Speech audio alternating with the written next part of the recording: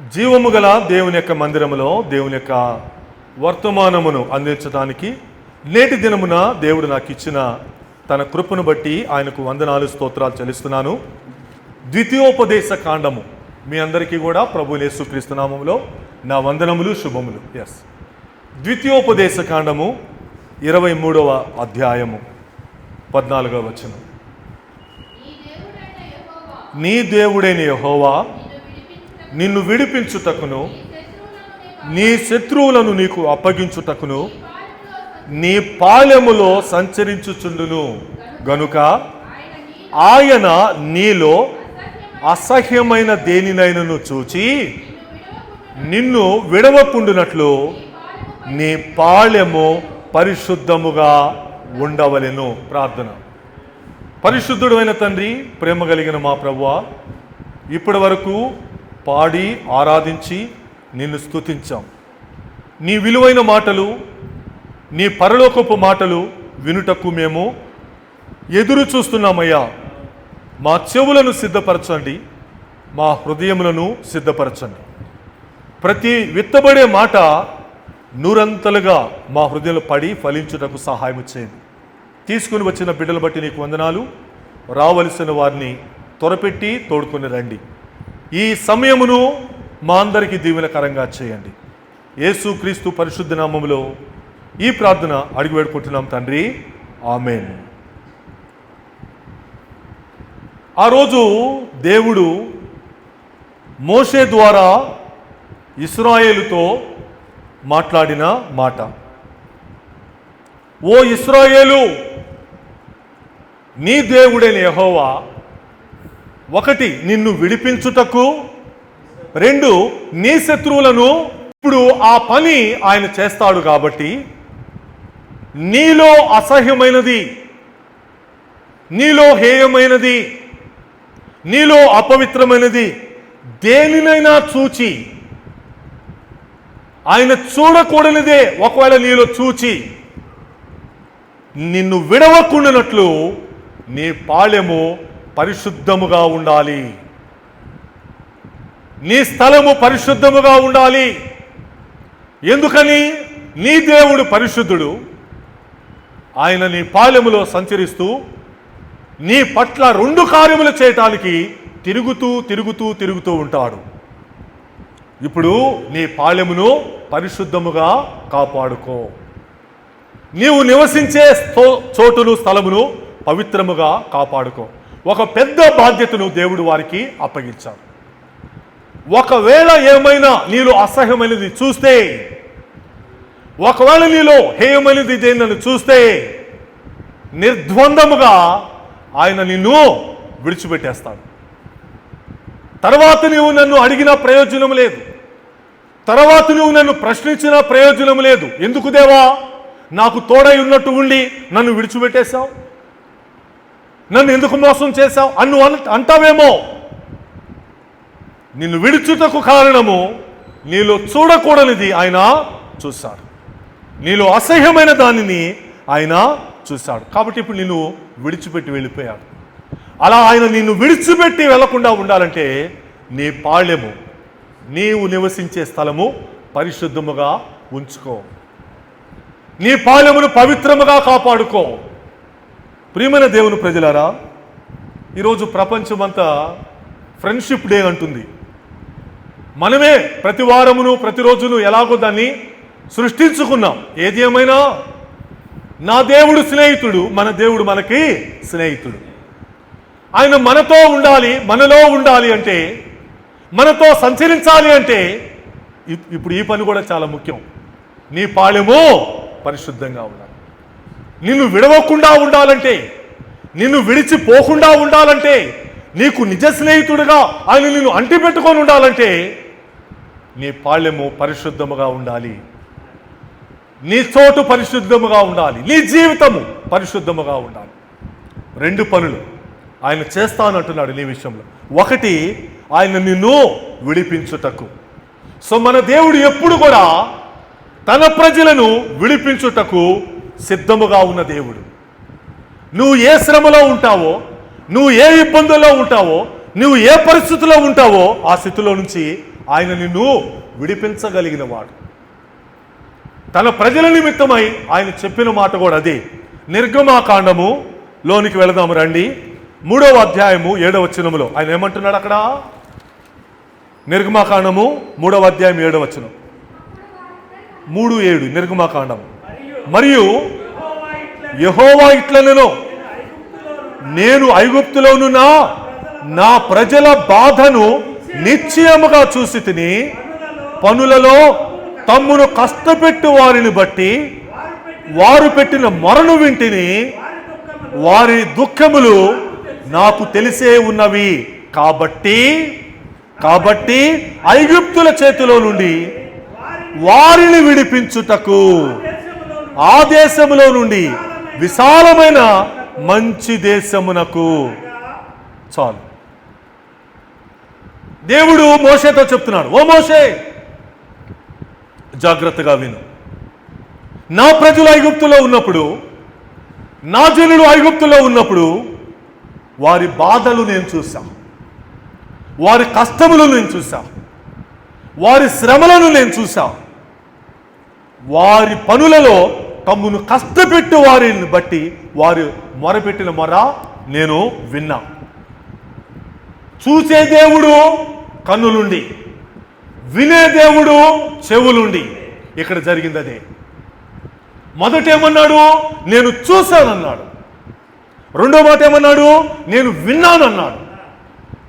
వారి బాధలు నేను చూసా, వారి కష్టములు నేను చూసా, వారి శ్రమలను చూసా, నిశ్చయముగా చూసా. ప్రతి వారి బాధను చూస్తాడు దేవుడు. ఈ లోకంలో నువ్వు ఏ బాధపడుతున్నావో, ఈరోజు నువ్వు ఏ బాధను బట్టి బాధించబడుతున్నావో దేవుడు చూస్తాడు. ఇక్కడ చూశానంటున్నాడు.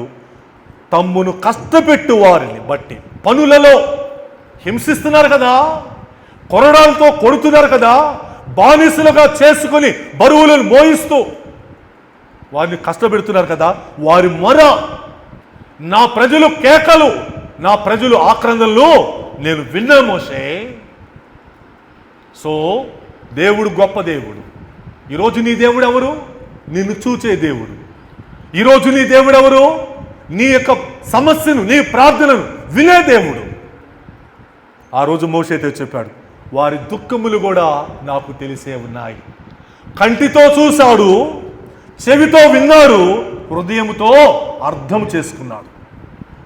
వారి దుఃఖము నాకు తెలుసు, వారి ఏడ్పు నాకు తెలుస్తుంది, వారి వేదన నేను వింటున్నాను. ఎంత గొప్ప దేవుడు! చాలామంది అనుకుంటారు, దేవుడు మమ్మల్ని చూడలేదండి, దేవుడు మా ప్రార్థన వింటలేదండి, అసలు దేవుడు మా ప్రార్థన అర్థం చేసుకోవట్లేదండి. లేదు లేదు లేదు. 3 విషయాలు.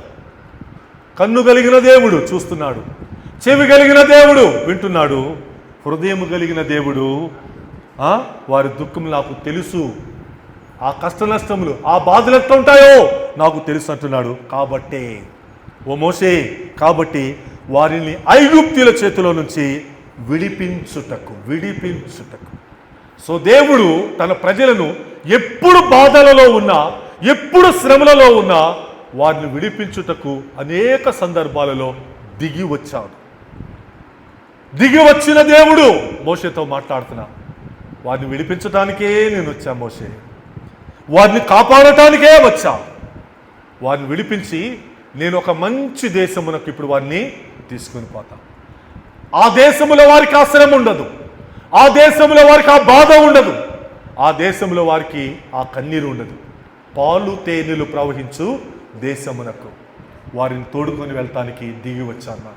కాబట్టి దేవుడు స్నేహితుడుగా నీకు తోడుండి నిన్ను విడిపిస్తాడు. నీ పరిస్థితులలో, నీ శ్రమలలో, నీ బాధలలో నిన్ను విడిపించువాడాయి. అర్థం చేసుకుందాం. ఒకవేళ నిన్ను విడిచిపెట్టడానికి కారణం ఏదైనా ఉందంటే ఒకటే కారణం. ఏమిటి? నీ పాళెములో అసహ్యమైనది ఏదో చూశాడు, చూడకూడని దాన్ని చూశాడు. అది నీలో లేకుండా చూసుకోవటమే నీ బాధ్యత.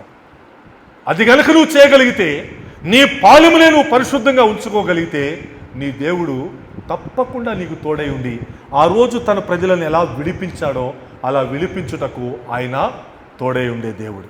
కాబట్టి మన దేవుని యొక్క స్థితిని తెలుసుకుందాం, నేర్చుకుందాం.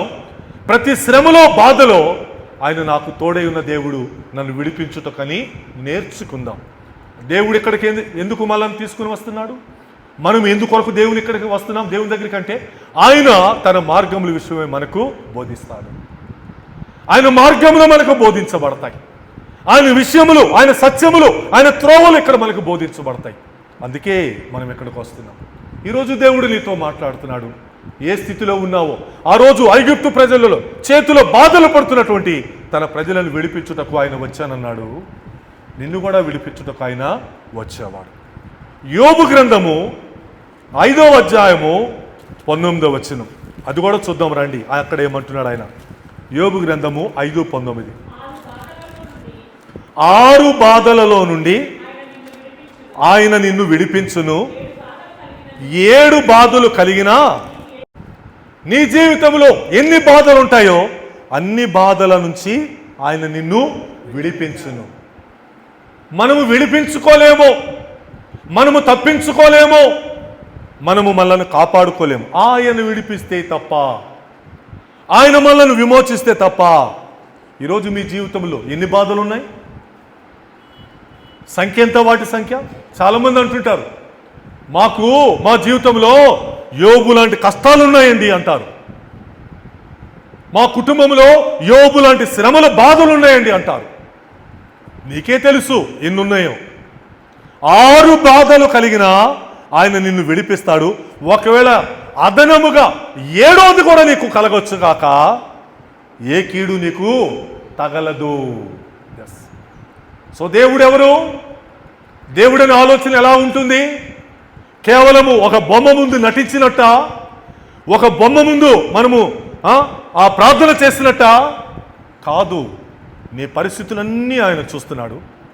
నీ యొక్క ప్రార్థనలన్నీ ఆయన వింటున్నాడు. నీ సమస్యలన్నిటిని కూడా ఆయన హృదయం కలిగిన వాడై తెలుసుకుంటున్నాడు. ఎన్ని నొప్పి, ఎన్ని బాధలు, ఎన్ని ఇబ్బందులు, అది అప్పులా, అది రోగములా, అది రకరకాలైన భయాలా, అది పిల్లలు పుట్టని పరిస్థితులా, అది ఉద్యోగం రాలేదన్న బాధ, అది పెళ్ళిళ్ళు కావట్లేదన్న బాధ, ఏదైనా ఎన్ని బాధలో ఈరోజు మానవ జాతిని పట్టి పీడిస్తున్నాయి. వాటిలో నుంచి విడిపించగలిగిన దేవుడు. పనిచేస్తున్న స్థలములలో కొంతమందికి బాధ ఉంటుంది, వారు చదువుతున్న స్థలములలో కొంతమంది బాధ ఉంటుంది, వారు పనిచేస్తున్న ఉద్యోగములలో కొంతమందికి బాధ ఉంటుంది. సో దేవుణ్ణి ఆశ్రయించు. 6 బాధలు కలిగిన నిన్ను విడిపిస్తాడు. ఒకరి 7వదే నీకు అనుకోకుండా వచ్చిన ఆయన ఏ కీడు నీకు తగలకుండా చేయగలడు. ఆ దేవుడిని ఈరోజు మనం ఆరాధన చేస్తాం. ఆ దేవుడు ఈరోజు నా దేవుడు అని చెప్పుకుంటున్నాం. కాబట్టి ఇప్పుడు ఆయన ఆ రోజు మీలో ఉండి సంచరిస్తానని చెప్పాడు. ఓ ఇశ్రాయేలు, మీలో ఉండి నేను సంచరిస్తాను. కాబట్టి నేను పరిశుద్ధుడను. పొరపాటున నీవు నివసించే పాళ్యములో, నీవు నివసించే స్థలములో ఏదైనా అసహ్యమైనది కనిపిస్తే నేను పాళ్యమును విడిచిపెట్టి వెళ్ళిపోతాను. దేవుడే మనల్ని విడిచిపెడితే, ఆ దేవుడే తోడు మనకు పోతే ఈ లోకంలో మన పరిస్థితి ఏమిటి? ఒక్క నిమిషము కూడా మనము క్షేమముగా ఉండలేము. ఒక్క నిమిషము కూడా మనం భద్రంగా ఉండలేము. ఆయన తోడు మనకు కావాలి. రోజు, ప్రతి నిమిషం, ప్రతి గంట ఆయన మనకు తోడై ఉండి మన పక్షముగా కార్యములు జరిగించాలి. దేవుని తోడుగా కలిగిన జనులు ధన్యులు. ఆ తోడు ఎప్పుడెప్పుడు ఉండాలి? అప్పుడప్పుడా? వారానికి ఒకసారా? సంవత్సరానికి ఒకసారా? నెలకోసారా? ప్రతి క్షణము ఆ తోడు ఉండాలి.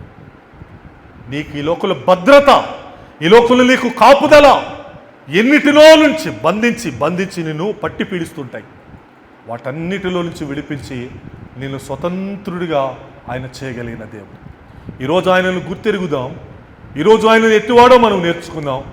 ఆ రోజు ఆ పాళెము గురించి, వారి భౌతికమైన స్థలము గురించి మాట్లాడాడు. మరి ఈరోజు ఏమిటి పాళెం అంటే? ఈరోజు పాళెము, నీ పాళెము పరిశుద్ధముగా ఉండాలంటున్నాడు కదా. ఏమిటి మన పాళెము? హృదయం. నా హృదయములో ఆయన నివసించాలంటే ఆయన ఆలయం ఏంటి? నా దేహం. మీ దేహము దేవునికి ఆలయము. నాలో నివసించాలి. నివసిస్తాం. నేను ఎప్పుడు ప్రార్థన చేస్తానని చెప్పాను కదా, నాలో ఉండు ప్రభువా, నాతో ఉండు ప్రభువా, నేను ఎక్కడికి వెళ్తున్నా నాతో రమ్ము ప్రభు అని ప్రార్థన చేస్తాను. నేను నాకు ఆ ఎక్స్పీరియన్స్ కావాలి, నాకు ఆ అనుభవం కావాలి. ఖచ్చితంగా నాకు బలమైన కోరికని. ఎప్పుడు ఉండగలడు అలాగ దేవుడు అంటే, ఇదిగో ఈ వచనమును నేను నెరవేర్చగలిగిన నా పాళ్యము, నా హృదయము, నా దేహము ఎంత శుద్ధిగా ఉంటుందో దేవుడు నాలో అంత నివసిస్తాడు. ప్రియమైన దేవుని ప్రజలారా, ఈరోజు మీ పాళ్యము ఆయన వాక్యం యొక్క వెలుగులో ఎలాగుంటుందో, మీ దేహము ఆయన వాక్యం యొక్క వెలుగులో ఎలా ఉంటుందో పరిశోధన చేసుకుందాం. 6 బాధలు నీకు కలగవచ్చుగా. ఆ రోజు ఇశ్రాయేలు ప్రజల బాధలు చూసి ఆయన దిగి వచ్చాడు వారిని విడిపించడానికి. ఈరోజు నీ బాధలు చూసి దిగి వస్తాడు నిన్ను విడిపించడానికి. ఆ దేవుడికి చోటిస్తావా? విడిపించబడటానికి నీ శక్తి చాలదు, నీ బలము చాలదు, నీ విశ్వాసము చాలదు, నీ ప్రార్థన చాలదు. ఆయన తోడు, ఆయన ఉండి నిన్ను విడిపిస్తాడు. ఒక మంచి స్నేహితుడిగా, ఒక మంచి రక్షకుడిగా, ఒక మంచి విమోచకుడిగా ఆయన నిన్ను విడిపించుటకు సిద్ధం. రెండో మాట ఏమని చదవండి చూద్దాం.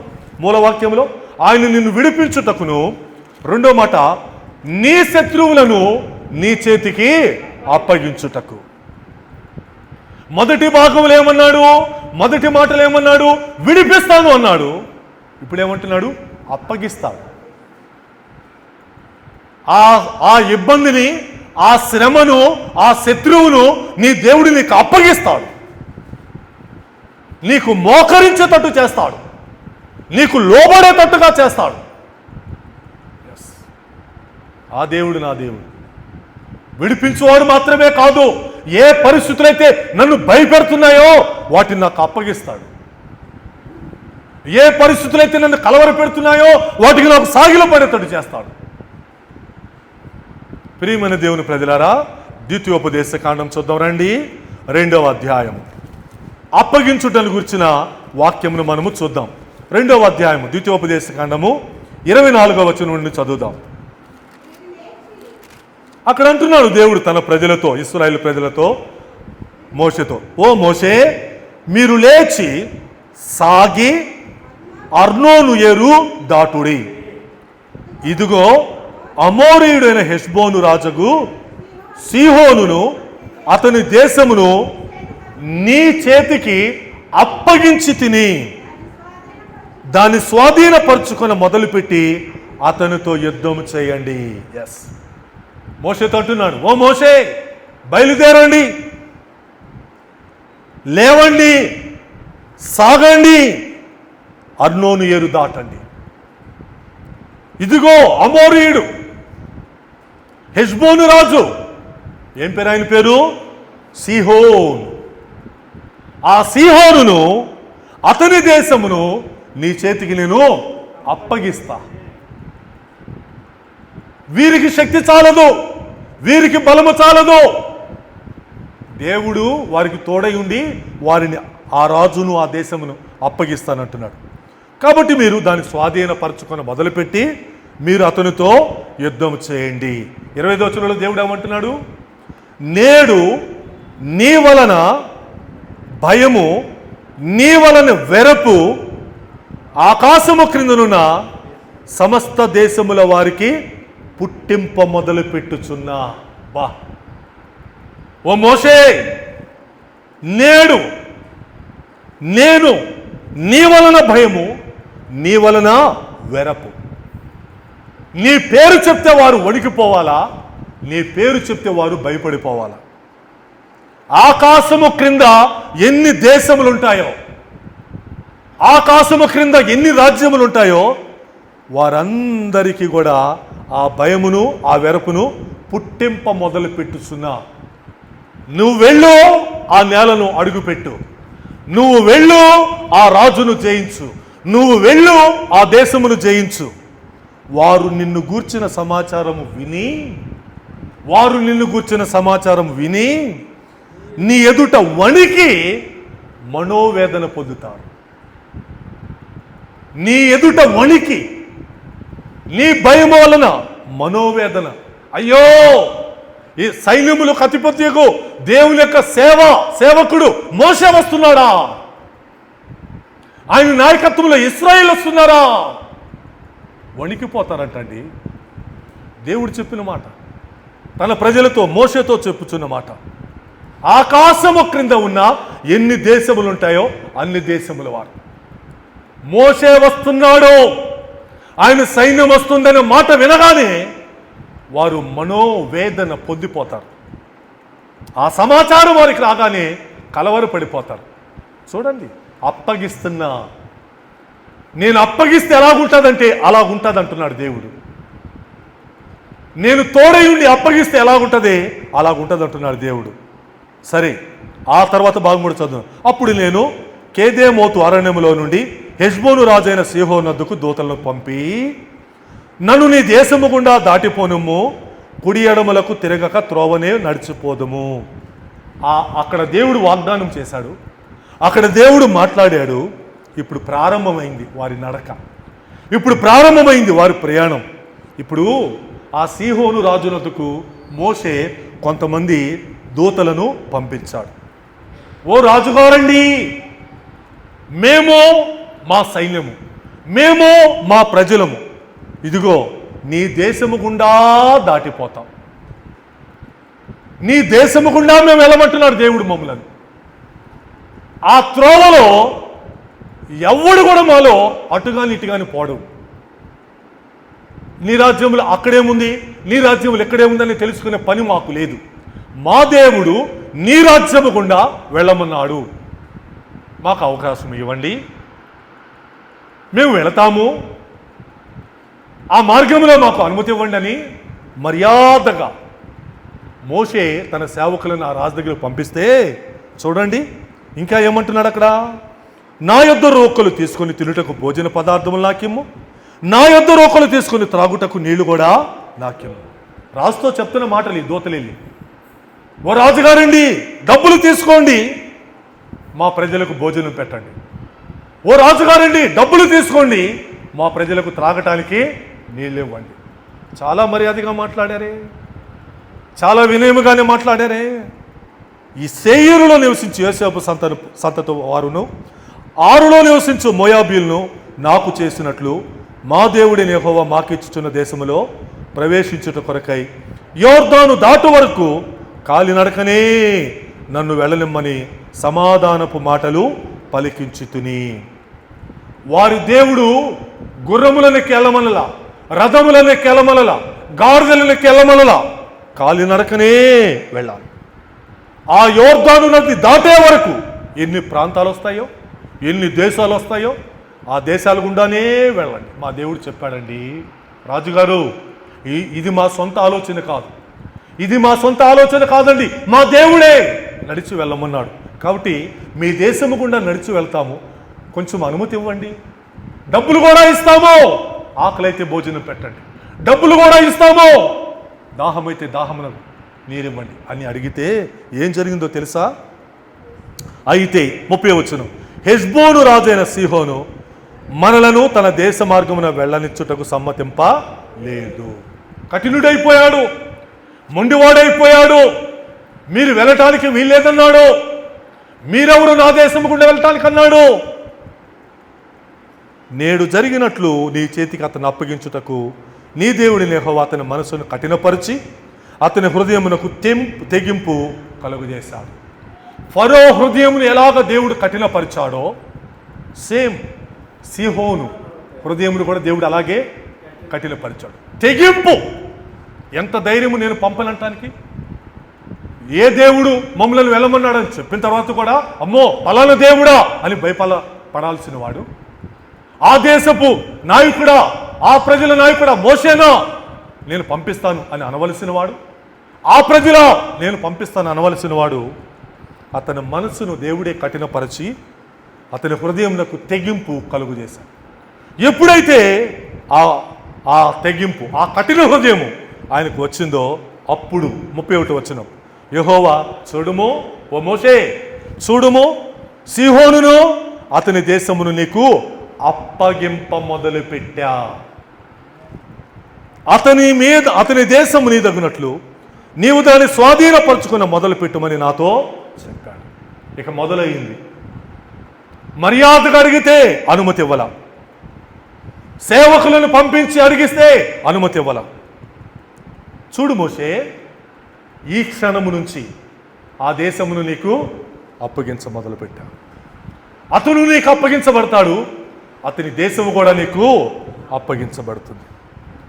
32వ వచనం, సీహోనును అతని సమస్త జనమును యాహాసులో యుద్ధము చేటకై మనకు ఎదురు రాగా బయలుదేరి మన దేవుడిని యెహోవా అతను మనకు అప్పగించెను. ఎవరు అప్పగించారు? మన దేవుడిని యెహోవా. అప్పగించడానికి అసలు ఆస్కారమే లేదు. అప్పగించుకోవడానికి నీకు నాకు అసలు స్తోమతే లేదు. కానీ మన దేవుడిని యెహోవా మనకు అతన్ని అప్పగించెను గనుక మనం అతనిని, అతని కుమారులను, అతని సమస్తమును కూడా హతము చేసి ఒక కీడు తెచ్చుకున్నాడు రాజు. సీహోను అతను మాత్రమే కాదు, అతని కుటుంబము, అతని కుమారులు, అతని సమస్తమును కూడా హతము చేసేశారు. మర్యాదగా వెళ్ళనిచ్చుంటే బాగుండేదే, అడిగినప్పుడు పంపించుంటే బాగుండేదే. నేను పంపను, ఆ దేవుడెవడు, ఆ ప్రజలెవరు? కఠిన హృదయం. దేవుడే అప్పగించాడు. దేవుడు తలుచుకుంటే నీకు ఎలాంటి వారినైనా అప్పగించగలడు. నీ దేవుడే నిన్ను తలుచుకుంటే నీ కొరకు ఎట్టి వాటినైనా నీకు అప్పగించగలడు. ఏ సమస్య నిన్ను ఏమి చేయలేదు. ఈరోజు నిన్ను ఏది భయపెడుతుందో, ఈరోజు నువ్వు దేన్ని బట్టి కలవరపడుతున్నావో, సీహోను రాజు వంటి పరిస్థితులు నీ ఎదుట ఉన్నాయా? అతను వెళ్ళనివ్వని అంటున్నాడా? అడుగు వేయనివ్వని అంటున్నాడా? నేను అడుగు వేయిస్తా, దానిని నేను నీకు అప్పగిస్తా. ఆ సమస్య కావచ్చు, ఆ పరిస్థితి కావచ్చు, నేను ఏమి చేయలేదన్నాడు. సరే, ఇప్పుడు ఈ రాజుకు జరిగింది ఎవరు? ఈ రాజు సీహోను. ఎవరు? అమోరీయుడు. ఈయనకి జరిగిన తర్వాత ప్రక్కనున్న రాజుకు తెలియాలి కదా. ఇప్పుడు చూడండి 3వ అధ్యాయం 1వ వచనం చదువుదాం. మళ్ళా, మనము తిరిగి బాషాను మార్గమున వెళ్ళినప్పుడు బాషాను రాజైన ఓగును అతని ప్రజలందరూ ఎద్రేయిలో మనతో యుద్ధము చేయటకు బయలుదేరి ఎదురు రాగా. ఇక్కడ ఇంకొక జనం, ఇక్కడ అమోరీయుడైన హెష్బోను రాజైన సీహోనును మోషే జయించాడు, ఇశ్రాయేలు జయించారు. దేవుడే వారి చేతికి వారిని అప్పగించాడు. ఇది పక్కరాజు తెలుసుకోవాలి కదా. తెలుసుకోలేనంత అజ్ఞానియా, తెలుసుకోలేనంత అమాయకుడా? ఇప్పుడు వీళ్ళు బయలుదేరి బాషాను మార్గమును వెళుతున్నప్పుడు ఆ రాజు ఓగు వీరిని ఎదుర్కొన్నాడు. మీరు వెళ్ళటానికి వీల్లేదు, మీరు నడవటానికి వీల్లేదు అని ఈయన కూడా సేమ్ అలాగే ఎదుర్కొంటే 2వ వచనం చూడండి ఏమంటున్నాడు దేవుడు. యెహోవా నాతో ఇట్లనెను. మరలా ఆ రోజు సీహోనుని ఎదుర్కొనేటప్పుడు మోషేతో దేవుడు ఏమన్నాడో రెండోసారి కూడా మోషేతో ఇట్లా అంటున్నాడు. ఏమంటున్నాడు? అతనికి భయపడద్దయ్యా. మోషే, సీహోనులాగా ఈయన కూడా ఎదురు తిరిగాడా? సీహోనులాగా ఈయన కూడా కాలు దూతున్నాడా? సీహోను లాగా ఈయన కూడా నిన్ను పోనివ్వనంటున్నాడా? అతనికి భయపడద్దు, అతనికి నీవు భయపడద్దు. ఏమంటున్నాడు? అతనిని, అతని సమస్త జనమును, అతని దేశమును నీ చేతికి అప్పగించా. నీకు అప్పగించా మోషే, నీ చేతికి అప్పగించా. రాజును అప్పగించాడు, రాజ్యమును అప్పగించాడు, ఆ దేశ ప్రజలను అప్పగించాడు. ఎస్, ప్రియమైన దేవుని ప్రజలారా, హెష్బోనులో నివసించిన అమోరీల రాజైన సీహోనుకు చేసినట్లే, ఆ రాజుకు నేను చేసినట్లే, సీహోనుకు చేసినట్లే ఇతనికి కూడా చేయాలి. ప్రియమైన దేవుని ప్రజలారా, ఆ రోజు ఆ ఇద్దరి రాజులను దేవుడు మోషేకి అప్పగించేశారు. వారు ఎదురు తిరిగారు. మర్యాదగా పంపమంటే వాళ్ళు ఎదురు తిరిగారు. కానీ దేవుడు వారిని అప్పగించారు. నీ దేవుడెవరు? నా దేవుడెవరు? ఈరోజు మనం ఆరాధిస్తున్న దేవుడెవరు? నీకు ఎవరైతే అడ్డు తగులుతారో, నిన్ను ఎవరైతే పోనీయనంటారో, నీకెవరైతే దారి ఎవరో వారిని తొలగించి, వారిని నీకు అప్పగించి నీకు దారి ఏర్పాటు చేస్తాడు. ఎర్ర సముద్రం ఆ రోజు నేను అడ్డుపడతాను అంటే దేవుడు ఆ ఎర్ర సముద్రమును అప్పగించి ఆ ఎర్ర సముద్రమునే దేవుడు అప్పగించి త్రోవ కలుగు చేసి తన ప్రజలను పంపించాడు. ఈరోజు నీకు ఏ దడ్డొస్తుంది? నిన్ను నడవనీయక, నిన్ను వెళ్ళనీయక, నీ మార్గంలో ముందుకు సాగనీయక నిన్ను ఏది శోధిస్తుంది? అప్పగిస్తాడు దేవుడు నీకు. నీ దేవుడి మీద నీవు ఆధారపడితే వాటన్నిటిని కూడా అప్పగిస్తాడు. రాజులను అప్పగించాడు, రాజ్యములను అప్పగించాడు. ఈ లోకంలో నీవు ఎదుర్కొన్న పరిస్థితులు నీకు అప్పగించడానికి ఆయన దృష్టిలో ఏ పాటివి? భయపడుతున్నారా? మరొక సందర్భాన్ని కూడా చూపిస్తారండి. యెహోషువ గ్రంథము 6వ అధ్యాయం 1వ వచనం. యెహోషువ 6:1. ఆ కాలమున ఇశ్రాయేలు భయము చేత ఎవడును వెలుపలకు పోకుండాను లోపలికి రాకుండాను యెరికో పట్టణము ద్వారము గట్టిగా మూసివేయబడెను. అప్పుడు యెహోవా యెహోషువతో ఇట్లనెను, చూడుము, నేను యెరికోను దాని రాజును పరాక్రమము గల శూరులను నీ చేతికి అప్పగించుచున్నా. ఆ రోజు యెరికో ఎలాంటి స్థితి అంట? ఎవ్వరు కూడా లోపలికి పోలేకపోతున్నాడట, ఎవ్వరు కూడా లోపలికి బయటికి రాలేకపోతున్నాడట. ఇశ్రాయేలు భయము చేత ఆ కోట అలాగా మూసివేయబడింది. దేవుడు, ఆ దేవుని ప్రజలు, దేవుడు ఆయన సేవకుడు యొక్క భయము చేత యెరికో కోటలు, గోడలు మూసివేయబడ్డాయి. ఒక్కడు లోపలికి వెళ్ళే అవకాశం లేకుండా, ఒక్కడు మరలా బయటకు వచ్చే అవకాశం లేకుండా మూసివేయబడి ఉన్నాయి. ఇప్పుడు ఎట్లా? దేవుడు అంటున్నాడు మోషేని పిలిచి, ఓ మోషే, చూడు, నీ కళ్ళతో చూడు, నేను యెరికోను దాని రాజును పరాక్రమము గల శూరుడు. ముగ్గురు, యెరికోను కూడా, ఆ రాజును కూడా, ఆ శూరులను కూడా నీ చేతికి అప్పగిస్తా. నీ చేతికే అప్పగిస్తానయ్యా. చూడు, దేవుడు చెప్పిన మాట తెలుసు కదా, ఆ భాగమంతా మనకు తెలుసు. బోరలు ఊదుచు, దేవుని స్తుతిస్తూ, దేవుని గురించి పాటలు పాడుతూ, చూడండి, మనం ఆ భాగమంతా చదవలేము. 15వ వచనం చదువుతున్నాం చూడండి. 7వ దినమున వారు ఉదయమున చీకటితోనే లేచి 7 మారులు ఆ ప్రకారముగానే పట్టణము చుట్టూ తిరిగిరి. ఆ దినమున మాత్రమే వారు 7 మారులు పట్టణము చుట్టూ తిరిగిరి. 7వ మారు యాజకులు బోరలు ఊదగా యెహోవా జనులకు ఎలాగూ ఆజ్ఞ ఇచ్చెను, కేకలు వేయుడి, యెహోవా ఈ పట్టణమును మీకు అప్పగించుచున్నాడు. యాజకులు బోరలు ఊదుతున్నారు, జనులు కేకలు వేస్తున్నారు. 7 రోజులు తిరిగారు, 7 మారులు తిరిగారు. ఇక చివరి ఆ 7వసారి వారు మరలా ఆ బోరలు ఊదగా యెహోషువ అంటున్నాడు, కేకలు వేయండి, గట్టిగా కేకలు వేయండి. ఏ కేకలు? విజయోత్సవపు కేకలు, ఆనందముతో నిండిన కేకలు, జయముతో నిండిన కేకలు వేయండి. ఎందుకు వేయాలి కేకలు మీరు? ఓ ఇశ్రాయేలు, ఎందుకు మీరు వేయాలి కేకలు? యెహోవా ఈ పట్టణమును, యెహోవా ఈ కోటను, యెహోవా ఈ రోజును, యెహోవా ఈ శూరులను నీ చేతికి అప్పగించబోతున్నాడు. తెలుసు మనకి ఆ పట్టణము ఎలాగ అప్పగించబడిందో, ఆ కోట గోడలు ఎలా కూలిపోయాయో మనకు తెలుసు. దేవుడు చేసిన గొప్ప కార్యములు జీవగ్రంథంలో మనము చదివాము, మనము చూసాము. ఎన్నో సందర్భాలు ఉన్నాయి, కానీ క్లుప్తముగా విడిపించుటకు 2 సందర్భాలు తీసుకొచ్చా, అప్పగించుటకు 2 సందర్భాలను తీసుకుని వచ్చా. నీ దేవుడెవరు? నీ పాళ్యములో సంచరిస్తూ నీ శత్రువుల చేతిలో నిన్ను విడిపిస్తాడు. అదే శత్రువులను అవసరమైతే నీ చేతికి అప్పగిస్తాడు. ఆయన సామర్థ్యం అది.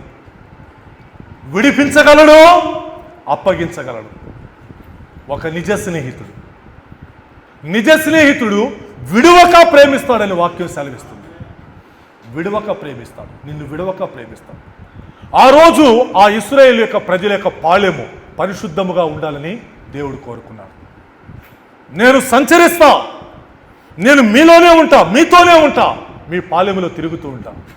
నాకు అసహ్యమైనది ఏమైనా కనిపిస్తే నేను సహించలేను, నేను ఉండలేను. మరి ఈ రోజుల్లో ఈ వాక్యమును ఎలా అన్వయం చేసుకోవాలి? ఈ రోజుల్లో ఈ వాక్యమును మనం ఎలా అర్థం చేసుకోవాలి? సో అదే స్థితి, అదే పరిస్థితి దేవుడు మనకు కూడా కలుగజేయగలడు, మన విషయంలో కూడా చేయగలడు. ఏమిటి? 2 పనులు. అప్పగిస్తూ ఉంటాడు, విడిపిస్తూ ఉంటాడు. నీ ఎదుట కోట ఉంది, నీ ఎదుట ఎరుకో ఉంది, పడగొట్టగలడు గోడని. అంతకుముందు దాని గురించి మనం ఏం చదివాం? అవతలకు లోపలికి వెళ్ళటానికి లేదట, బయటికి రావటానికి లేదట. అడ్డు. ఈ రోజున నీకు ఎన్ని అడ్డులు నిలుస్తాయో, ఈ రోజున నిన్ను ఎన్ని ఆపుతాయో వాటన్నిటిని కూడా దేవుడు పడగొట్టగలడు. ఆ దేవుడిని ఆరాధన చేస్తాడు. కాబట్టి ఇప్పుడు మన మీద ఓ పెద్ద బాధ్యత ఉంది, మన మీద ఓ పెద్ద భారం ఉంది. ఏమిటి? మన పాళెము పరిశుద్ధంగా ఉండాలి. మన పాళెము పరిశుద్ధంగా ఉండాలి. చెప్పాను కదా ఇందాక. ఏమిటి మన పాళెము? మన దేహం. ఏమిటి మన పాళెము? మన హృదయం. దాని గురించి పౌలు గారు అద్భుతమైన మాట చెప్తున్నాడు. రండి చూపిస్తాను. 2వ కొరింథీ పత్రిక 6వ అధ్యాయము 18వ వచనం. 2 కొరింథీ 6:18.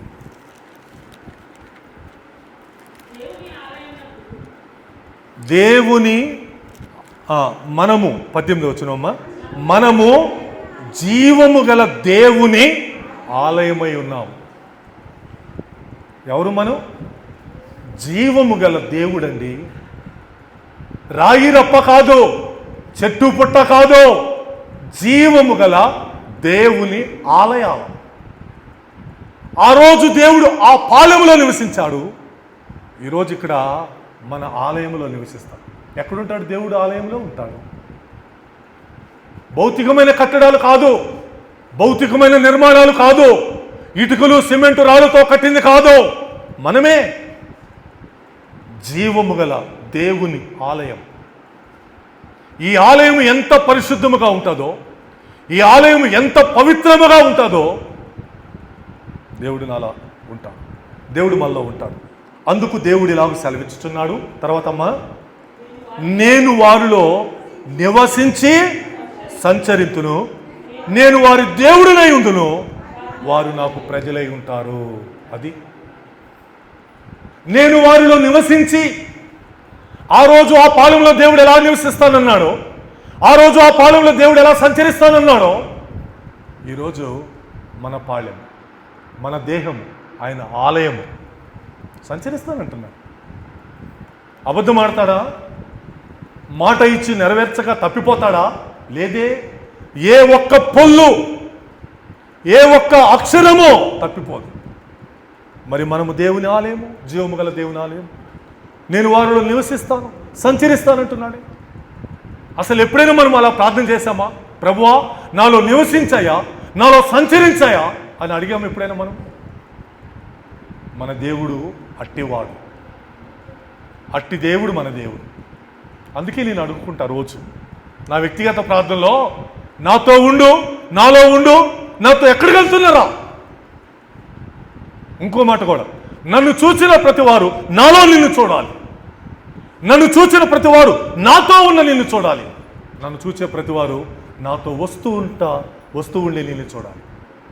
నడిచి వెళ్తానా, వాహనం మీద వెళ్తానా, మరి ఎలా వెళ్తాను? అదిగో విజయ్ కుమార్ పాస్టర్ గారితో దేవుడు ఉన్నాడండి. ఎంత కోరికో, ఎంత బలమైన ఆకాంక్ష. ఎవరిది వాక్యము? దేవుడిది. సో నేను అలా నమ్ముతా, నేను అలాగ విశ్వసిస్తా. దేవుడు నాకు నేర్పించాడు, అదే నేను మీకు నేర్పిస్తున్నా. దేవుడు నాకు నేర్పించిందే ఈరోజు మీకు నేర్పిస్తున్నా. దేవుడు నాకు ఇచ్చిన వరమే ఈరోజు మీకు చెప్తున్నా. నేర్చుకోండి, తెలుసుకోండి. మరి ఎంతమంది ఇళ్ళకి వెళ్ళి అడుగుతున్నారో నాకు తెలియదు. నేను ఎన్నోసార్లు చెప్పా, ఒక వర్తమానం విన్న తర్వాత ఆ వాక్యం ప్రకారం నన్ను మలుచు, ఒక సందేశం విన్న తర్వాత ఆ వాక్యము ప్రకారం నన్ను మార్చు. నేను మరలా చెప్తున్నా, మనలో నివసించి సంచరించే దేవుడు నా దేవుడు. నేను వారిలో నివసించి సంచరిస్తాను, నేను వారి దేవుడినై ఉందును, వారు నాకు ప్రజలు. ఇంకేం కావాలా? ఆయన నాకు దేవుడు అని చెప్పుకుంటున్నాడు, నేనేమో ఆయన నాకు దేవుడు అని చెప్పుకుంటున్నాను. ఇంకేం కావాలా? ఈరోజు చాలా మంది అనుకుంటున్నారు ఆయన మాకు దేవుడండి, ఆయన మాకు దేవుడండి అనుకుంటున్నారు, నిజమే. కానీ నిన్ను ఆయన నీకు ప్రజగా అనుకుంటున్నాడా? ఇది చాలా ముఖ్యం. నీ పాలెము పరిశుద్ధముగా ఉంటే నిన్ను ఖచ్చితంగా నీ తన ప్రజ అనుకుంటాడు నిన్ను. ఈ అనుబంధం కావాలి. ఊరకే ఆయన నా దేవుడు, ఊరకే ఆయన నా దేవుడు అని నేను అనుకుంటే సరిపోదు. అదే సమయంలో ఆయన కూడా ఇదిగో ఈ బిడ్డ నా బిడ్డ, నా ప్రజ, ఇదిగో ఈ ప్రజలు నా వాళ్ళు అని ఆయన అనుకోవాలి. అది దేవుడు మనలో నివసించి సంచరించడం అంటే. అందుకోసము నేనేం చేయాలి? అందుకోసము నేను నా పాళెమును పరిశుద్ధంగా పరిశుద్ధంగా పరిశుద్ధంగా నీ చేతితో నన్ను పట్టుకో, నీ ఆత్మతో నన్ను నడుపు, శిల్పి చేతిలో శిలను నేను అనుక్షణం నన్ను చెక్కు. అటువంటి పరిస్థితి నిజముగా మనకి చాలా అవసరం. ప్రియమైన దేవుని ప్రజలారా, దేవుని మందిరములో దేవుడు మనతో మాట్లాడుతున్నప్పుడు ఆ దయగల దేవుని యొక్క మాటలను అర్థం చేసుకున్నాం. బాగా గుర్తుపెట్టుకోండి.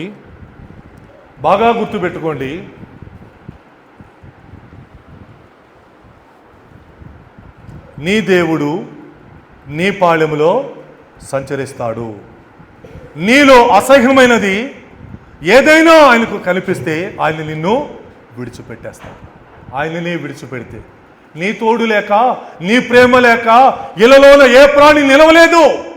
ఒక్క క్షణమైన నాకు నీ తోడు కావాలి ప్రభువా, అదే సమయంలో నాకు అప్పగిస్తానంటున్నావు కొన్ని, అదే సమయంలో నన్ను విడిపిస్తానంటున్నావు కొన్ని, ఆ పరిస్థితుల్లో నాకు జయమివ్వా అని అడుగుదాం.